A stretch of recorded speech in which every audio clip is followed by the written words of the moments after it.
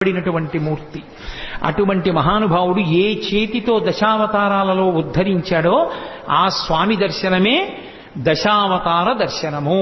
అందుకే వెంకటాచలం వెళ్ళి చక్కగా స్వామి పుష్కరిణిలో స్నానం చేసి స్వామి పుష్కరిణిలోంచి బయటికి వచ్చి ఒక్కసారి అక్కడ ఉన్నటువంటి శంకరాచార్యుల వారి పాదుకలకి నమస్కరించి అటుగా ఆదివరాహస్వామి కోవిలకి వెడుతున్నప్పుడు ఎడంచేతి పక్కన ఉన్నటువంటి పద్మంలో ఏనుగులు పద్మ కింజిల్కములను వర్షిస్తున్నటువంటి గజలక్ష్మి యొక్క దర్శనాన్ని పొంది బయటికి వెళ్లి ఆదివరాహస్వామి దేవాలయంలోకి వెళ్ళినప్పుడు స్వామి ఇలా ఉంటే ఆయన వక్షస్థలం మీద ఇలా అడ్డంగా ఉన్నటువంటి లక్ష్మి ఆయన మాట్లాడుతున్నప్పుడు ఇద్దరు గుసగుసలాడుకుంటున్నారా అన్నట్టుగా ఆయన నోటి దగ్గరికి ఆవిడ చెవి వచ్చేటట్టుగా ఉండి ఇంత చిన్ని ముఖంతో చక్కగా కస్తూరి తిలకంతో ఉండేటటువంటి అమ్మవారు ఆ ఆదివరాహస్వామి భూమిలోంచి పైకొచ్చినటువంటి మూర్తి.